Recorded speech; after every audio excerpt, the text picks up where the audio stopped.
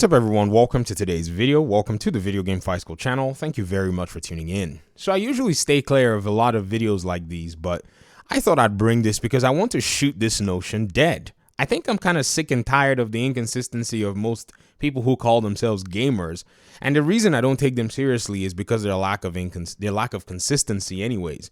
Someone put this comment on our video titled Lessons Learned for Gotham Knights, and they said fanboys are really the most ridiculous thing. You guys want to will this to be good, ignoring all negative points, justifying its existence, all the while hurting the industry. So you have a right to literally burn your money if you want, and I think you should have done that.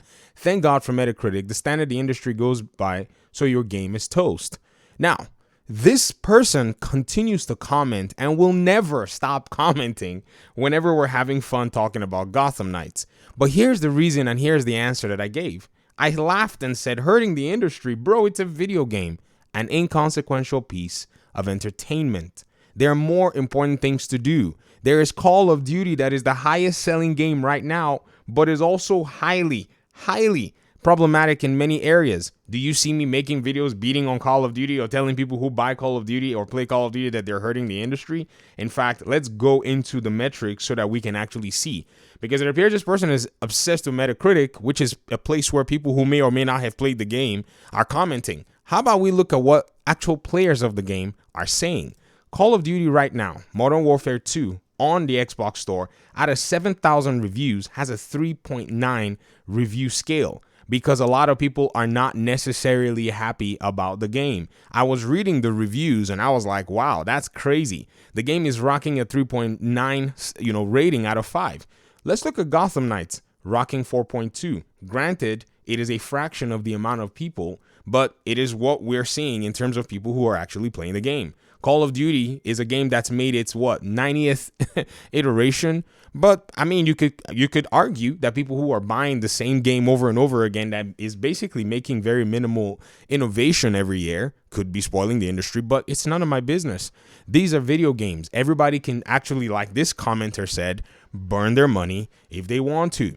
I also went on Steam just to say, let's just make sure that we're not missing something. Out of 55,000 reviews, or 54, the game has a 55% positive rating. Gotham Knights maintains a 72% positive rating from its own player base. So here's the thing. Most people who critique Gotham Knights are critiquing Gotham Knights because they are not satisfied with the project. Now, that is your prerogative, but the obsession of people who pretty much think that everybody else should feel their dissatisfaction is not to be considered seriously. Why? Because people can make the decisions that they want to themselves. That is the point about being an adult. It's just a video game. You can touch grass. You could go pay bills. You could go get a job. There's so many more important things to do. And I think the obsession, especially from those who continue to critique the fact that I'm actually enjoying the game, is absolutely absurd at this moment. Like, do y'all not have any important thing to do? Like, we're over here just talking about a game that we've had fun with. And some people cannot get it through their minds that this is something that will happen. There will be video games that you think is mediocre. There will be video games that you think is solid. But other people will definitely think otherwise. I mean, look at God of War Ragnarok. All of the reviewers were knocking this game and giving it basically, I said knocking. They were hailing the game and giving it a 9 out of 10, a 10 out of 10. And then one reviewer showed up, a guest reviewer, who, they've played the first game and they played the second game and they said, I don't think this game is a 10 out of 10. They said it's a 6 out of 10. And they got hounded like crazy. I mean, that is the point of subjectivism in, weighing video games. And I wish people would understand it. Grown men, for that matter, grown individuals. I wish we would understand this and just, basically embrace the notion that there's a plethora of good video games out there that are going to suit your need. It's not going to be every game that releases or drops that's going to be for you. And honestly, I like the conversation, but the conversation to me reeks of a weird kind of dissatisfaction that people want to I don't know, maybe they want to throw it upon you, and I can't really understand why. I mean, it's just one of those things. I remember Elden Ring was about the same. A lot of developers were dissatisfied about Elden Ring. They even criticized the industry. They criticized the gamers. Do you not remember developers from Ubisoft, developers from EA, developers from Guerrilla Games, because their game did not get the kind of reception that Elden Ring got? And so this is one of those things that we continue to see on the internet that, to me, I just feel makes no sense. If you do not like a video game, the very best thing that you can do is to ignore that game ever. FIFA. I used to play FIFA a lot. I think the latest I checked my my PlayStation library, and I realized that I still have FIFA 22 as the latest FIFA that I have. I think I may have gotten it like maybe it was given away for free, and I played it for like 20 minutes, and I was like, no, I'm still done with this franchise. I don't want to touch it. But I don't spend my time, nor do I could make money actually bashing on FIFA, by the way. Many of you don't even know. On my former channel, I used to make videos at one time on Pro Evolution Soccer and FIFA.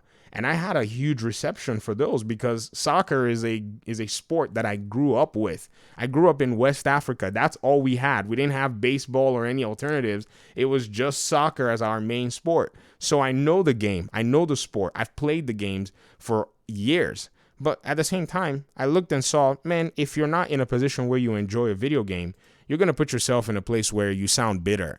And I think it's this bitterness that a lot of people are facing. Warner Brothers Games Montreal have made their very first game.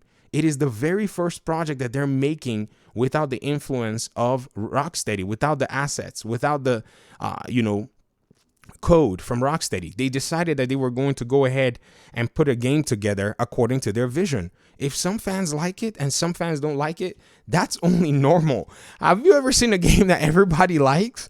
I mean, this is just amazing. Here's the thing. Other video games that probably will suit your playstyle, like very hardcore single-player experiences, are coming soon. I will cover them on the Video Game Fight School channel. Wolverine is one that I'm looking forward to. The other Spider-Man game is coming out. I'm also kind of looking forward to that as well, and I'll be happy to basically talk about those games. But crazy enough, I just happen to enjoy Gotham Knights. I literally picked up the game. I made videos telling people not to buy it. I'm probably the only Gotham Knights enthusiast, a person who's been supporting this game, that has actually said to people, or did say to people before the game released, do not buy this game. I knew that, and I know this. This is a normal gamer experience. This is a cycle that I've gone through, having covered video games for many, many years. This is what gamers would do. They would take their dissatisfaction out on the people who are enjoying the game and on YouTubers. But I made sure that I told these same folk, do not buy this game. Hence, you have no dog in the fight if you didn't buy the game or you ignored the game. There's no need for you to come out here and start to lambast everybody when there are arguably worse iterations of video games out there. If you're wondering, here's my video that I actually put out days before this game released. I said, do not buy the game yet if you're on console, because I knew that at the end of the day, some of these folk are not going to sleep, and I am going to be on your case calling you out for this nonsense that you're doing. Grow up.